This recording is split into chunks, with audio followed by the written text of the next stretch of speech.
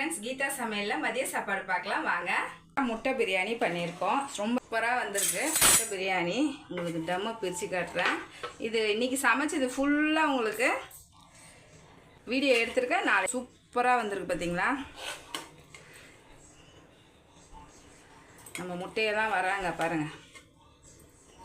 நிறைய பேருக்கு பிரியாணி செய்ய தெரியாதுன்னு சொல்லிகிட்டே கமெண்ட் வந்துகிட்டே இருக்குது. சரியான அளவில் எப்படி பிரியாணி செய்கிறதுன்னு சொல்லியிருக்கேன். நான் எப்படி பிரியாணி கற்றுக்கிட்டேன்னு சொல்லியிருக்கேன். கண்டிப்பாக இந்த வீடியோ வரும்போது மிஸ் பண்ணாமல் பாருங்கள்.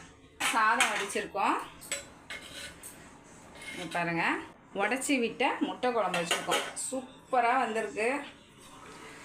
டேஸ்ட்டும் வந்து செம்மையாக வந்திருக்கு. இஞ்சும் லெமனும் போட்டு ரசம் வச்சுருக்கேன். அப்புறம் வந்து தயிர் ஊற்றி வச்சுருக்கேன். ஆனியன் ரைத்தாக்க ஆனியன் கட் பண்ணி வச்சுருக்கேன். இங்கே வந்து நம்ம சேனலில் வீடியோ வந்திருக்கு. கண்டிப்பாக மிஸ் பண்ணாமல்